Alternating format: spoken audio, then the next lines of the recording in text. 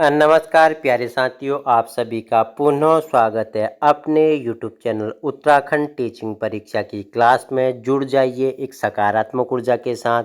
आगामी आने वाली जो परीक्षाएं हैं उसकी दृष्टि से हम क्या कर रहे हैं, महत्वपूर्ण चर्चाएं परिचर्चाएं कर रहे हैं। जुड़ना है, जानेंगे आज हम उत्तराखंड में जो गोरखा शासन था इसका भाग 2 के बारे में चर्चा परिचर्चा करेंगे। इससे पहले हमने भाग 1 हमने कंप्लीट कर लिया, ठीक है। जिसने भाग 1 नहीं देखा है आप भाग 1 देखना। बिल्कुल जो उत्तराखंड में गोरखा शासन था और गोरखा शासन का जो बिल्कुल बेसिक था, ठीक है।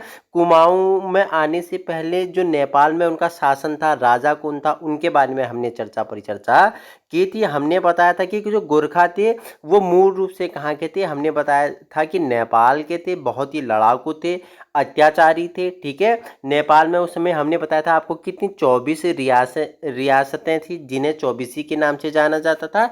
ये सब हमने पहले वीडियो में चर्चा परिचर्चा की थी, ठीक है। उसके बाद हमने बताया उत्तराखंड में गोरखाओं का शासन कब, 18वीं सदी के अंत में, ठीक है। और शुरुआत कब होती है, 19वीं सदी में इसकी शुरुआत होती है, 1790, ठीक है। हम सदी का हम ईयर लें तो 1790 में कुमाऊं पर और गढ़वाल पर 1803 में आक्रमण करके इसे अपने अधीन क्या कर लेते हैं। और 1815 में मैंने आपको बताया था कि 1815 में अंग्रेजों ने गोरखाओं को हराया और गढ़वाल और कुमाऊं पर क्या कर लेते हैं, अपना नियंत्रण कर लेते हैं, ठीक है। तो आज हम उससे आगे हम क्या करेंगे, चर्चा परिचर्चा करेंगे। वीडियो पसंद आए तो उन लोगों तक पहुंचाने की कोशिश करनी है जहां क्या है संसाधनों के अभाव है। इससे पहले हमने आपको जो गोरखाओं का क्या शासन था हमने बताया 1790 से लेकर 1815 तक। 1790 पर कहाँ पे, कुमाऊं पर, ये कुमाऊं में, ठीक है।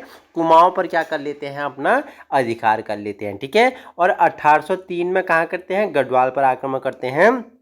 और 1815 में इन्हें ब्रिटिश क्या कर देती हैं, अंग्रेज इन्हें हराते हैं और गोरखाओं को क्या कर लेते हैं, अपने अधीन कर लेते हैं। हमने बताया था बहुत बड़ा कलाकार व्यक्ति था, हर्षदेव ओली के बारे में बताया था। ओली नहीं, सॉरी, हर्षदेव जोशी है, ठीक है। हर्षदेव जोशी के बारे में बताया था कि यह क्या था, चंपावत का जो दीपचंद था, दीपचंद का यह क्या था, दीवान था, ठीक है। दीवान था, जिसे किस नाम से हमने बताया कि राहुल सांक्तियायन ने से बोला विभीषण की उपाधि किसे दी, बताओ, हर्षदेव जोशी को दी, ठीक है। स्वार्थी व देशद्रोही इसे कहा गया, ठीक है। कुमाऊं का चाणक्य इसे कहा गया, ठीक है। यह राज्य निर्माता था, ऐसा कलाकार व्यक्ति था ना ये किसी को भी शासन में बैठा देता था, गढ़वाल में भी कुमाऊं में भी। इतना बड़ा ये षड्यंत्रकारी व्यक्ति था जिसे किंग मेकर की उपाधि दी गई थी, ठीक है। तो ये हमने हर्षदेव जोशी के बारे में चर्चा परिचर्चा की थी। उसके बाद हमने में कुमाऊं में जो गोरखा सूबेदार थे हमने बताया था जोगामल शाह के बारे में बताया था। कुमाऊं का पहला सूबे या सूबेदार था, ठीक है। कुमाऊं में गोरखाओं का क्या करता है, पहला भू बंदोबस्त करता है। और मालगुजारी बाबत इसी के शासनकाल में हुआ था। हमने बताया था मालगुजारी बाबत क्या था, 20 नाली पर 1 रुपया कर देना पड़ता था। और पिरही और पिसवी, ठीक है, पिरही और पिसवी कर भी ये लगाता है, इसमें सालाना 2 रुपया देना पड़ता था, ठीक है। उसके बाद हमने बताया था कौन आता है सुब्बा कुमाऊं पर, तो काजी नरसाई आता है, फिर अजय सिंह थापा आता है, बमसा आता है, रुद्रविंग सिंह थापा आता है, धोकल सिंह आता है, गोरेश्वर, ऋतुराज कुमाऊं पर क्या करते हैं, एक एक करके सूबेदार नियुक्त होते हैं। और जो कुमाऊं का अंतिम सूबेदार था, सुब्बा था, उसका नाम था बमसा चौतरिया या भीमसा था, ठीक है। कुमाऊं का अंतिम था जिसने ब्राह्मणों पे कुछ ही नामक कर लगाया, इंपोर्टेंट है, ठीक है। तो ये हमने पहले वाली वीडियो में किए हैं, ठीक है। हमने गढ़वाल के सूबेदार भी बताए थे आपके कि सुब्बा या सूबेदार, जिसमें पहला व्यक्ति अमर सिंह थापा था, ठीक है। अमर सिंह थापा था। अमर सिंह थापा की नियुक्ति किसने की थी, रण बहादुर शाह ने की थी। हमने आपको बताया था गंगोत्री स्थित जो गंगा माता मंदिर है उसकी स्थापना भी कौन करता है, अमर सिंह थापा करता है। कांजी की उपाधि से नेपाल सरकार देती है। उसके बाद हमने बताया था रणजोड़ थापा बताया था, हमने हस्तीदल चौतरिया बताया था, हमने भैरव थापा के बारे में बताया था, बहुत ही विलासी था, अत्याचारी था, क्रूर था, ठीक है।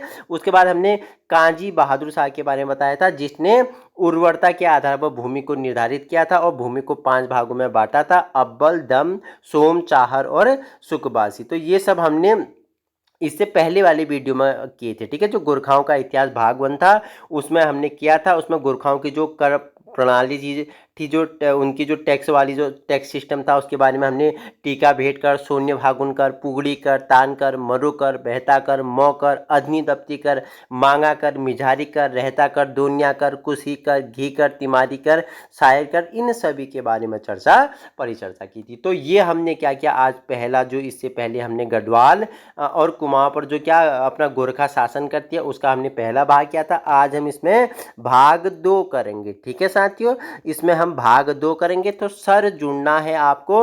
हम चर्चा परिचर्चा कर रहे हैं कुमाऊं और गढ़वाल पर गोरखाओं ने किस प्रकार इन्होंने अपना अधिकार स्थापित किया, किस व्यक्ति ने इनकी सहायता की, कौन कौन से कर इन्होंने लगाया, क्यों इनके शासनकाल को गोरखियानी कहा गया, बहुत ही अत्याचारी थे, क्रूर थे, नेपाल के थे। ये सब हमने चर्चा परिचर्चा की है। ठीक है, तो आज हम गोरखाओं की जो सैन्य शासन प्रणाली थी इसके बारे में हम चर्चा परिचर्चा करेंगे। बाकी इस वीडियो की पीडीएफ आपको यूके टीचिंग परीक्षा के टेलीग्राम ग्रुप में मिल जाएगी। बाकी आप प्लेलिस्ट में उत्तराखंड का हिस्ट्री पढ़ सकते हैं, उत्तराखंड का ज्योग्राफी पढ़ सकते हैं। ये बिल्कुल क्या है, हैंड रिटन नोट है। ठीक है, उसकी सहायता से आपको क्या करवा रहा हूँ, बिल्कुल मक्खन निकाल के मैं दे रहा हूँ। तो आइए चर्चा परिचर्चा कर लेते हैं। गोरखाओं की सत्ता सैनिक शासन पर आधारित थी। सर किस पे, जो गोरखा थी इनकी जो सत्ता थी, ठीक है, सत्ता थी सैनिक शासन पर क्या थी, आधारित थी। ठीक है, गोरखा सेना 2 प्रकार की थी। अब गोरखाओं जो सेना थी ये कितनी, गोरखा सेना, मेरे साथ बिल्कुल नोट करना, गोरखा सेना कितनी, 2 प्रकार की थी। ठीक है, एक थी स्थायी सेना जिसे जागचा कहा जाता था। ठीक है, एक अस्थायी सेना थी जिसे ढाकचा कहा जाता था। अब देखो दोनों शब्द आपको याद रखना है। ठीक है, मैंने बताया सर गोरखाओं की सत्ता क्या थी, सैनिक शासन पर आधारित थी। गोरखाओं की जो सेना थी 2 प्रकार की थी। एक स्थायी क्या थी, सेना थी जो कार्यरत थी, जो कार्य पे संलग्न थी, कार्यरत थी, जिन्हें जागचा कहा गया था। ठीक है, और दूसरी जो सेना थी वो अस्थायी सेना थी जिन्हें ढाकचा कहा गया। ये क्या होते थे, 2 वर्ष के लिए इन्हें मुक्त कर दिया जाता था। जब कार्य होता था तब ढाकचा सेना को, अस्थायी वाली सेना को बुलाया जाता था। ठीक है, आपको पता है गोरखाओं का जो प्रमुख हथियार था वो क्या है, खुखुरी है। ठीक है, खुखुरी है, चाकू टाइप का होता है, छोटा छोटा। ठीक है, तो खुखुरी आपने देखा होगा। तो इनका क्या था, प्रमुख हथियार था। देखो इनका जो बिल्कुल न्याय व्यवस्था थी ना, बहुत ही भयंकर इनकी क्या थी, न्याय व्यवस्था थी इनकी, मतलब न्याय अत्याचार। अब इनकी न्याय व्यवस्था से आप जान लोगे कि गोरखा कितने अत्याचारी थे। ठीक है, अगर गौलादीप, कड़ाईदीप, तीरदीप, घातदीप, ठीक है, ऐसी इनकी क्या क्या थी, न्याय देते थे। तो आइए इनके न्याय के बारे में भी हम चर्चा परिचर्चा करने वाले हैं। ठीक है, गोरखाओं के शासनकाल में मुकदमे का कार्य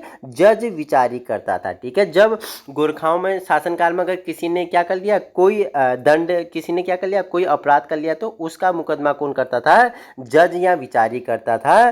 गोरखाओं ने पहली अदालत कहाँ, सर अल्मोड़ा में स्थापित की थी। ठीक है, अल्मोड़ा में, आपको याद रखना है, पूछ लेगा कि निम्नलिखित में से गोरखाओं ने अपनी पहली अदालत किस स्थान पर स्थापित की। तो आलमगढ़ या आलमगीर, ठीक है, आलमगढ़, अल्मोड़ा में इन्होंने क्या की थी, अपनी राजधानी, अपनी क्या पहली अदालत स्थापित की थी। ठीक है, तो सर आइए जानते हैं गोरखाओं जो इनकी न्याय करने की जो व्यवस्था थी उसके बारे में जान लेते हैं। हमने बताया गोलादीप हो गया, तराजू द्वीप हो गया, कड़ाई द्वीप हो गया, तीर का द्वीप हो गया, घात का द्वीप हो गया, ठीक है, बौकाटी हराया द्वीप हो गया, और आपका क्या, न्याय का द्वीप हो गया। तो क्या होता था इनमें, गोला द्वीप क्या होता था, गोला द्वीप। तो सबसे पहला अगर बात करूं गोला द्वीप, ठीक है, देखो ये है राजू, राजू ने कोई अपराध किया है, नहीं किया है, तो गोरखा क्या करती थी, एक गर्म लोहे के छड़ को क्या कर देती, इसके हाथ में पकड़ा देगी और बोलेगी कि जितना दूर तक जाएगा ये, ठीक है, लोहे के छड़ लेके जितना दूर तक जा पाएगा ये, ठीक है, अगर कम दूर तक गया तो ये क्या हो गया, अपराध इसका सिद्ध हो गया। जितनी दूर तक जाएगा ये लोहे के छड़ इसके हाथ में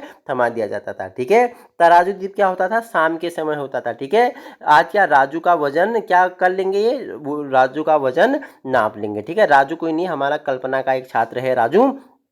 ठीक है, तो तराजू द्वीप में क्या, तराजू में वजन नाप लेंगे, अगर आज उतना ही वजन है, ठीक है, और कल फिर दोबारा नापेंगे, ठीक है, वजन कम हो गया तो क्या होगा, इसे वजन कम हो गया तो क्या होगा, अपराध किया है, नहीं हुआ तो कोई अपराध नहीं किया है। ठीक है, कड़ाई दीप क्या होती थी, गर्म तेल में, ठीक है, गर्म तेल में हाथ डाल दिए जाते थे, हाथ जल गए तो अपराध क्या है, हाथ नहीं जले तो अपराध नहीं किया है। अगर गर्म तेल में हाथ डालोगे तो हाथ तो जलेंगे ही। ठीक है, तीर का दीप क्या होता था, देखो नदी में क्या तीर फेंक दिया जाता था, तीर फेंक दिया जाता था और उसे लाना पड़ता था। ठीक है, उसे लाना पड़ता था, अगर तीर को लेके आ गया, ठीक है, अपराध नहीं किया, अगर नहीं लाया डूब गया तो अपराध किया है। ठीक है, घात का दीप। अब आज भी अगर आप देखते हो, अगर पहाड़ में किसी व्यक्ति को न्याय न मिले तो वो क्या बोलता है कि मैं मंदिर में जाके क्या घात डालूंगा। ठीक है, अपने घर से चावल लेके आना, मैं मंदिर जाऊंगा, मैं गुल्जू के मंदिर में जाऊंगा, वहाँ क्या करूंगा, घात डालूंगा। तो ये घात का दीप था। ऐसा कहा जाता है कि 4-5 महीने में अगर उसने अपराध किया है तो उसके परिवार में कुछ न कुछ होने लग जाता था, कोई बीमार हो जाएगा या कुछ ऐसी अनहोनी हो जाएगी घात के दीप में। ये ऐसे न्याय प्रणाली थी। घात का दीप तो आज भी क्या है, प्रचलित है पहाड़ों में। ठीक है, याद रखना। तो सर घात का दीप जानिए। अब क्या था, बौ काटी हराया दीप। बौ काटना था, उसमें हार गई तो बिल्कुल डूब गई तो अपराध। ठीक है, न्याय का दीप, ये क्या क्या थे इनके गोरखाओं के ऐसे न्याय करने की क्या थी, व्यवस्था थी, जिसमें हमने गोला दीप हो गया, हमने गोला दीप के बारे में जाना, तराजू दीप हो गया, कड़ाई दीप हो गया, तीर का दीप हो गया, घात का दीप हो गया, बौकाटी हराई दीप हो गया और न्याय का दीप हो गया। तो ये गोरखाओं के क्या है, ये न्याय की व्यवस्था थी। ठीक है, इंपोर्टेंट है, गोरखा शिल्पकारों को कामी कहते थे। गोरखा जो शिल्पकार है उन्हें क्या कहते हैं, कामी कहते हैं। गोरखा सुनारों को सुनवार कहते थे। गोरखा सुनारों को सुनवार कहते थे। और ये क्या, दासों को कटुआ कहते थे, कठुआ कहते थे। ठीक है, आज आप पहाड़ में देखते हो कि ये कठुआ एक गाली भी होती है कि नहीं, कठुआ बोलते हैं ना। बताओ मुझे गलत बोल रहा हूँ मैं क्या, कठुआ। तो ये जो गोरखा दासों को ही कठुआ कहा जाता था। ठीक है, जो गोरखाओं के दास होते थे इन्हें कठुआ कहा जाता था। गोरखाओं के जो सुनार थे उन्हें सुनवार कहा जाता था। और जो इनके शिल्पकार थे उन्हें कामी कहते हैं। इंपोर्टेंट आपसे पूछेगा, निम्नलिखित में से गोरखा शासन में कामी शब्द किसके लिए प्रयोग हुआ है, तो शिल्पकारों के लिए। ठीक है, और कटुआ शब्द किसके लिए प्रयोग हुआ है, तो गोरखा दासों के लिए कठुआ शब्द प्रयोग हुआ है। ठीक है, गोरखा शासन की अगर दंड प्रणाली की हम बात करें तो देशद्रोह, देशद्रोह अगर किया तो इसमें मृत्युदंड दिया जाता था, ब्राह्मण को नहीं दिया जाता था। आइए जानेंगे, ठीक है, क्यों नहीं दिया जाता था। हत्या करने पर क्या, पेड़ पर लटका दिया जाता था। ठीक है, पहाड़ की चोटी पे हत्या, अगर किसी ने किसी की हत्या की है तो पेड़ पे जाके क्या, पहाड़ की चोटी पे, पेड़ पे ले जाएंगे, लटका देंगे, क्योंकि उसे देख के अगला व्यक्ति क्या नहीं करेगा, हत्या नहीं करेगा। ठीक है, आत्महत्या करने वाले व्यक्ति को क्या करते थे, किसी ने आत्महत्या कर ली तो उस व्यक्ति के परिवार से जुर्माना, बड़ा जुर्माना लिया जाता था। बताओ, आत्महत्या भी की, उसके परिवार से भी क्या, जुर्माना वसूल किया जाता था। ठीक है, इस समय एक कुप्रथा थी, जैसे क्या था, व्यभिचार रत थी, व्यभिचार रत थी। इसमें क्या होता था जानते हैं, व्यभिचार रत थी। जैसे ये एक पुरुष है, ठीक है, ये पुरुष है या सॉरी ये महिला है, ये महिला है, अगर ये किसी दूसरे पुरुष के साथ पाएगी संबंध बनाते हुए तो क्या करता था, इस महिला का पति इस पुरुष को मार सकता था, उसे कोई सजा नहीं थी। ठीक है, तो इसमें व्यभिचार रत इसे बोलते थे। 1817 से ही इस प्रथा को समाप्त कर दिया गया था। ठीक है, याद रखें। नेक्स्ट अब जानते हैं हम गोरखा या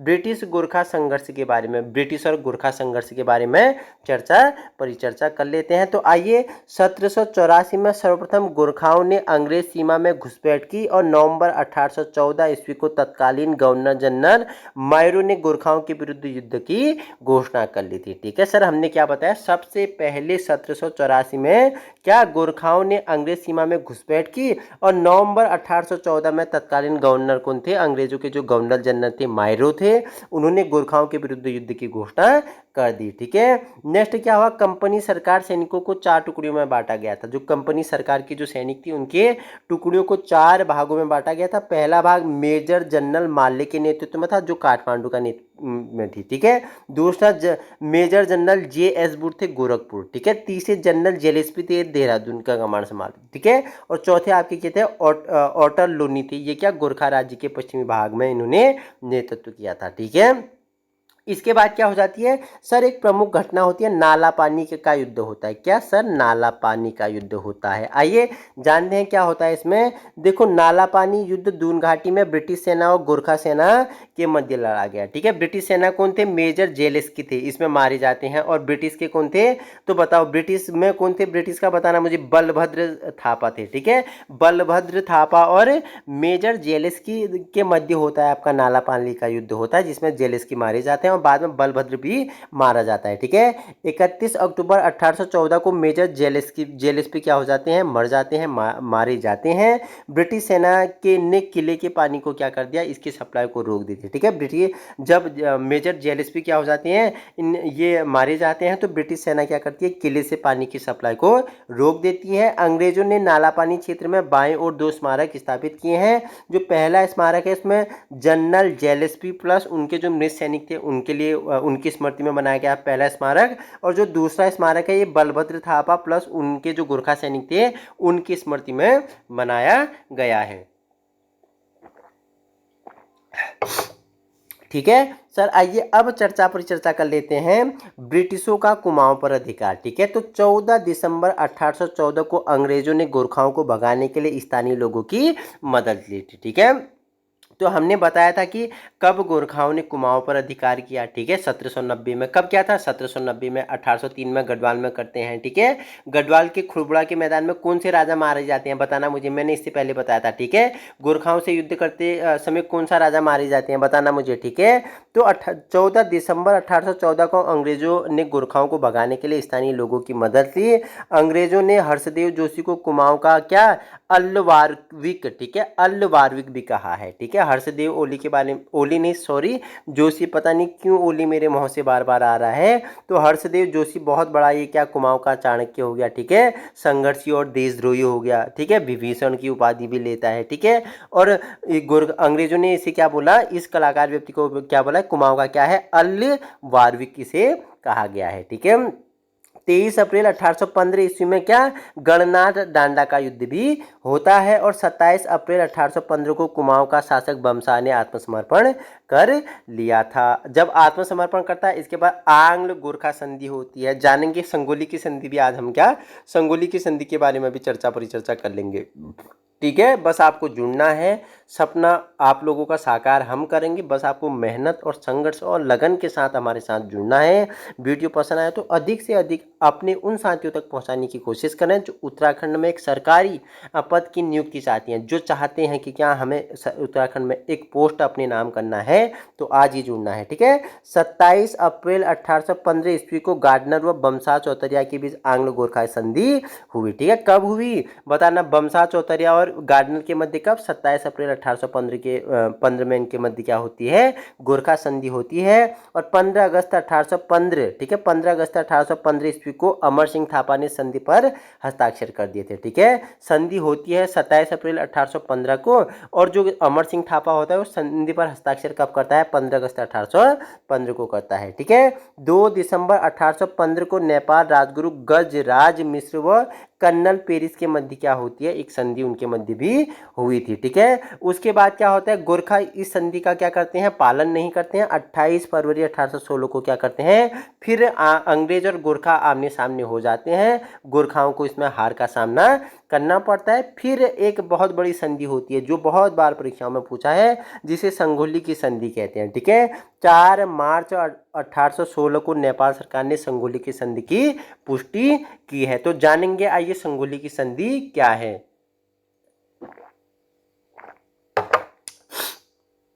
तो सर हम जानेंगे संगोली की संधि क्या है। तो क्या थी संगोली की संधि, सबसे पहले तो आपको पता है ये अंग्रेज और गोरखाओं के मध्य थी। ठीक है, कब हुई, 4 मार्च 1816 को। डेट भी याद रखना, संगोली की संधि की बहुत बार पूछा गया हुआ क्वेश्चन है। ठीक है, तो क्या थी संगोली की संधि, तो संधि के तहत नेपाल को अपना 1/3 इलाका ब्रिटिश भारत के अधीन कर देना पड़ा। ठीक है, जो संधि के तहत क्या नेपाल को अपना 1/3 इलाका ब्रिटिश भारत के अधीन कर देना पड़ा। इस इलाके में पूर्वी छोर पर स्थित दार्जिलिंग व दक्षिण पश्चिम क्षेत्र में बसे नैनीताल, पश्चिमी छोर पर बसे कुमाऊं गढ़वाल के अलावा कुछ तराई इलाकों भी इसमें शामिल थे, जिसमें से इन्हें क्या कर देना पड़ता था। संधि के अनुसार काठमांडू में एक ब्रिटिश सेना या प्रतिनिधि नियुक्ति तथा ब्रिटेन में क्या सैन्य सेवाओं में गोरखाओं की नियुक्ति किया जाना भी सम्मिलित किया गया था। ठीक है सर, क्या था ये, हमने बताया था कि इस संधि में क्या नेपाल को अपना 1/3 इलाका ब्रिटिश भारत के अधीन कर देना पड़ता था, जिसमें क्या इस इलाके के पूर्वी छोर में स्थित दार्जिलिंग व दक्षिण पश्चिम क्षेत्र में बसे नैनीताल, पश्चिम छोर पर बसे कुमाऊं गढ़वाल के अलावा कुछ तराई इलाके भी इसमें शामिल थे। ठीक है, इसकी दूसरी शर्त थी संधि के अनुसार काठमांडू में क्या ब्रिटिश सरकार अपनी एक सेना रखेगी, वो वहाँ का प्रतिनिधित्व करेगी और ब्रिटेन की सैन्य सेवाओं में गोरखा अपना क्या करेंगे, सेवा देंगे। ये दो बातें इसमें सम्मिलित की गई थी। तो हमने गोरखाओं का इतिहास बिल्कुल पूरा जान लिया है। जितने भी महत्वपूर्ण आपके लिए फैक्ट बनने वाले थे, हमने संगोली संधि के बारे में चर्चा परिचर्चा की है। अब कुमाऊं और गढ़वाल में क्या पतन हो जाता है गोरखा शासन का, यहाँ क्या ब्रिटिश शासन आ जाती है 1815 में। तो जुड़ जाइए, हम नेक्स्ट वीडियो भी जल्दी आपके समक्ष लाएंगे। बस आपके रिव्यू में हम क्या करेंगे, चर्चा परिचर्चा करेंगे, सपना आपका साकार हम करेंगे। बाकी इस वीडियो की पीडीएफ आपको यूके टीचिंग परीक्षा का क्या टेलीग्राम ग्रुप में मिल जाएगा। तो हमने आज संगोली शासन के बारे में चर्चा परिचर्चा कर लिया। अब हम इसके बाद अंग्रेज शासन के बारे में चर्चा परिचर्चा करेंगे कि किस प्रकार कुमाऊं और गढ़वाल अंग्रेजों के अधीन आ गया था। ठीक है, उसमें हम जितने भी महत्वपूर्ण आपके लिए फैक्ट बढ़ेंगे उन सभी के बारे में हम चर्चा परिचर्चा करेंगे। अभी जुड़ना है, वीडियो पसंद आए तो क्या लाइक शेयर और अपने साथियों तक पहुंचाने की कोशिश करें। Thank you so much.